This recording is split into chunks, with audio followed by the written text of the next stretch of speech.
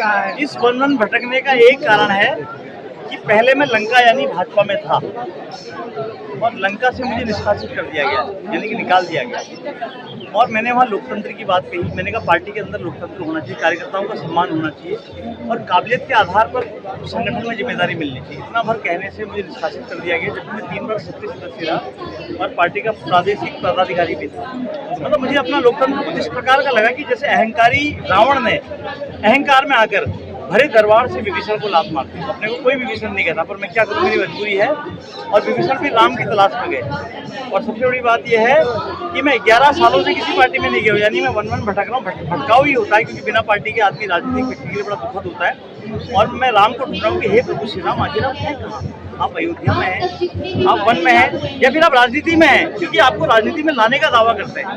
हे प्रभु श्री राम, आप जहाँ कहीं भी हैं, आप मेरे मन की बात सुनिए और मुझे कुछ संकेत दीजिए ताकि मैं आपकी शरण में आ सकूँ। जी, सबसे बड़ी बात यह है कि भाजपा में केवल और केवल डीलर है। उनको डीलर चाहिए, लीडर नहीं चाहिए। आप मेरी बात समझ रहे होंगे, क्योंकि इनको ढंग से बोलना तक नहीं आता है।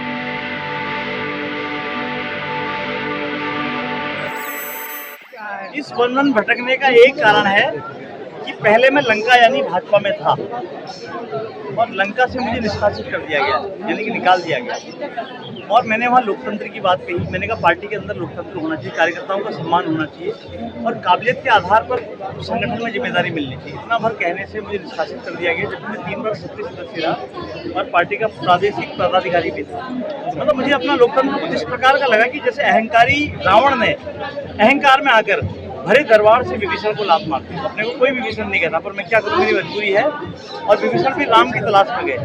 और सबसे बड़ी बात यह है कि मैं 11 सालों से किसी पार्टी में नहीं गया हूँ, यानी मैं वन भटक रहा हूँ। भटकाऊ ही होता है, क्योंकि बिना पार्टी के आदमी राजनीतिक व्यक्ति के लिए बड़ा दुखद होता है। और मैं राम को ढूंढ रहा हूँ कि हे प्रभु श्री राम, आखिर आप हैं कहाँ? आप अयोध्या में हैं, आप वन में हैं, या फिर आप राजनीति में हैं, क्योंकि आपको राजनीति में लाने का दावा करते हैं।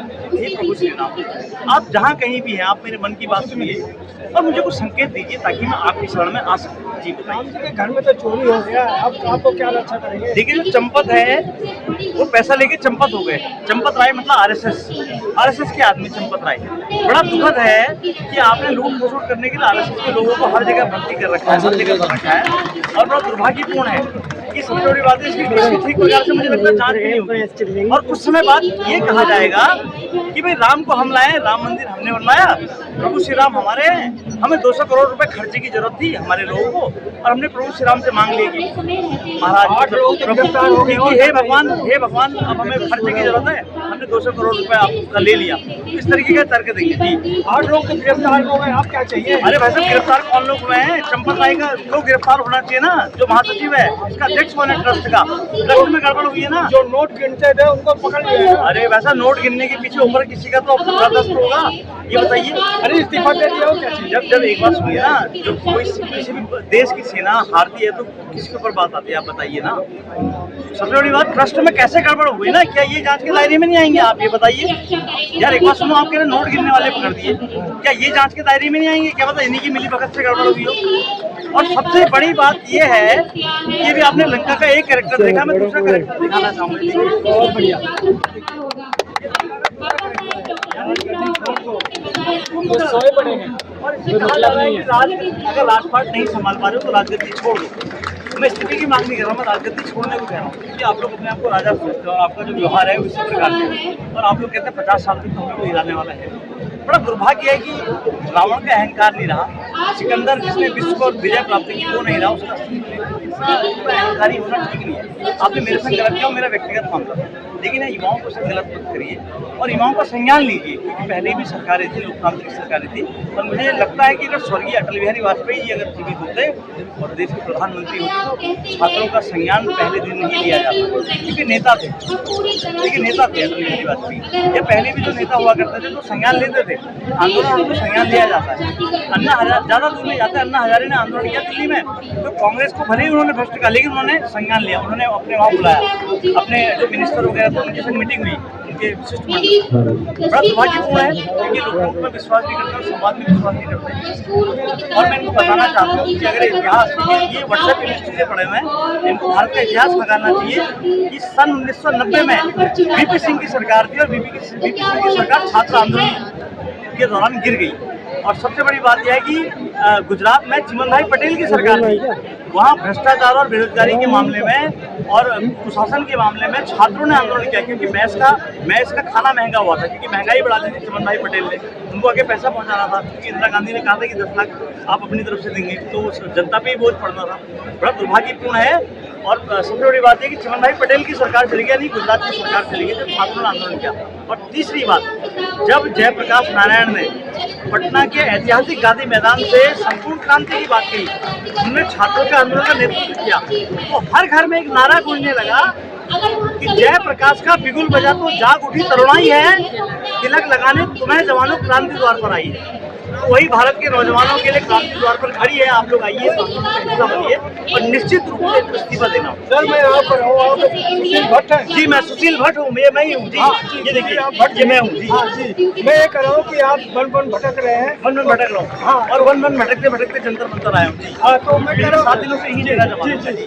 अब जो सोनू वांगचुक यहाँ पर धरने पे बैठे हैं, तो इनके साथ कब बैठेंगे आप? अनशन पर बैठे हैं, ये देखिए उनकी कोर कमेटी तय करेगी, मैं कैसे कहता हूँ कि मैं बैठूंगा। ये तो ऐसा ना, उनका अपना संगठन है, वो लोग तय करेंगे, मैं किसी के पास नहीं जाऊंगा, क्योंकि ऐसा है कि उनके अपने वॉलंटियर्स घूम रहे हैं इधर उधर। सपोर्ट तो करेंगे ना? सपोर्ट कर रहे हैं आप, यहाँ पसीने में लथपथ हैं, इससे ज़्यादा सपोर्ट क्या होगा? आम आदमी को कितनी गर्मी लगेगी कब तक रहेंगे बताइए? आप? मैं तो फिलहाल यही हूँ जी जी। कब तक रहेंगे? नहीं देखिए, जनता का रिस्पॉन्स मुझे अच्छा मिलता है, लोग प्रेम कर रहे हैं, प्रेम सबसे बड़ी चीज़ है। लोगों का जो स्नेह है वो मुझे रोके हुए है, बाकी और कोई कारण नहीं है। अच्छा, और सबसे बड़ा कारण यह है कि छात्रों का जो आंदोलन है, कम से कम इसके लिए मैं यहाँ पर रुका हूँ। अगर मोदी जी तुम्हें वापस बुला लें फिर? मोदी जी अगर बुलाना होता या मुझे जाना होता, 6 साल के लिए पार्टियों से 6 साल के लिए निष्कासित होता, मैं छठे साल ही बेशर्मों की तरह चला जाता। पूरी बात सुनिए, 11 साल हो गए इस बात। सबसे बड़ी बात यह है कि भाजपा में केवल और केवल डीलर है, उनको डीलर चाहिए, लीडर नहीं चाहिए। आप मेरी बात को समझ रहे होंगे, क्योंकि इनको ढंग से बोलना तक नहीं आता। बड़ी बात देखिए, भाजपा ने इस देश के लोगों को भक्त बना दिया, भक्त नहीं अंधभक्त बना दिया। देखिए भाजपा में डीलर होते हैं, कांग्रेस में एक जमाने में नेता हुआ करते, लेकिन वहाँ चमचे होते हैं। और आम आदमी पार्टी जो है वहाँ वॉलंटियर होते हैं, इसलिए वो एनजीओ है, क्योंकि जो राष्ट्रीय संयोजक है उनके, वो अपने आप को संयोजक लिखते हैं। आप अध्यक्ष देखो ना, अगर आप पॉलिटिकल पार्टी हो, आप एक तरफ से मतलब अपने पॉलिटिकल लोग कहाँ रखें बताइए? आपको ढंग के प्रोफेसर है। देश में 3 बड़े दलों की मैंने बात बता दी, बाकी दलों का हाल भी यही है, सोए हुए हैं। चलो ठीक है, धन्यवाद। धन्यवाद। अब आगे बढ़ने के लिए आने वाली पीढ़ियों के आगे दिक्कत ना आए, अपनी मर्जी से आए। हाँ, अपनी मर्जी पे। आज संडे है, अच्छा, ये जो यहाँ प्रोग्राम चल रहा है, कहीं आपको लग रहा है बच्चे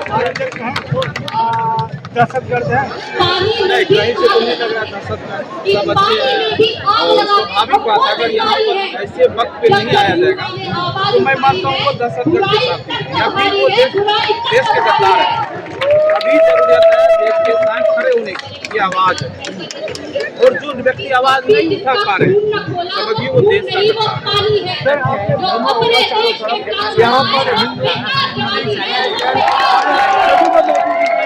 हाँ, सभी है, जो भी जिसके प्रति भी देश के प्रति प्यार है, सच्चा प्यार है, वो सब यहाँ है। और नहीं आ पाते तो मजबूरी है। कई बार मैं भी आज सेकेंड बार आया हूँ। क्यों आए आप? जरूरी है, अगर हम नहीं आएंगे तो मैं गद्दारी करूंगा देश के साथ।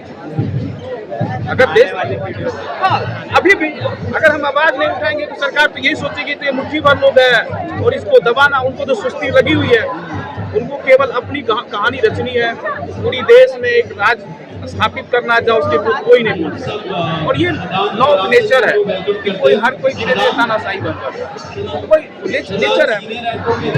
अमेरिका जो आज देखिए वहाँ पर 2 ही बार राष्ट्रपति चुनाव हो सकता है, एक व्यक्ति केवल 2 ही बार राष्ट्रपति बन सकता है। इंडिया में तो अगर इच्छा होगी दूसरे जन्म के लिए भी तय कर देगा। तो यही सब कारण है जिससे भ्रष्टाचार है और इस तरह की समस्या। क्या लगता है सरकार जीतेगी? सरकार झुकी, सरकार कोई दूसरी दुनिया से थोड़ी ना आई है। सरकार को जैसे नेपाल में बांग्लादेश में हो वैसे यहाँ पर हो जाएगा। फिर अगर वक्त रहते मान जाएगी तो अच्छा रहेगा उनके लिए। आप दिल्ली में रहते हैं, इसके पहले भी तो धरना प्रदर्शन होता, लेकिन 5 बजे बाद सिटी पुलिस वाले भगा देते थे। अब बार इसका जो किया हुआ पाप कर्म है ना सब कुछ दिख गया। अगर ज्यादा कुछ करेगा तो हर जगह से आंदोलन हो जाएगा।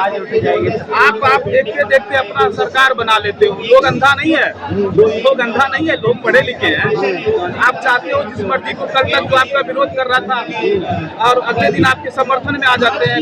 कोई जादू तो नहीं हो रहा है, जादू हो रहा है अपनी संस्था का जो चीज है, ईडी का दुरुपयोग करना, संस्था का जो काम के लिए उसका नहीं करना, दूसरे के लिए उपयोग करना, दूसरे को डरा करके अपने पक्ष में लेना। ये कब तक चलेगा? क्रांति आएगा इसी तरह से आएगा जैसे अन्य देश में हुआ। जिस तरह से पूछा जा रहा है इनका पैसा कहाँ से, फंड कहाँ से, लेकिन सरकार से कोई नहीं पूछ रहा है कि आखिर इतना जो पैसा बिल बनाया देश में, वो पैसा कहाँ से, इसे कोई नहीं पूछ रहा। वही बात है ना, देश दबाने की कोशिश है, इसी तरह से दब जाए, बात दब जाए और फिर जाकर के सुप्रीम कोर्ट पर कारण खत्म कर दिया। टारगेट है सरकार, कोई नहीं चाहता है एक मतलब तानाशाह सरकार बन जाती है। तो चाहता नहीं कि कोई मेरे बहुत आवाज उठाए, उन्हीं का ये कोशिश किया जा रहा है कि किसी तरह से इसको दबाया जाए। और इतनी पैसा क्या, 10,000 15,000 में निपट जाता है, कितने खर्चा होगा।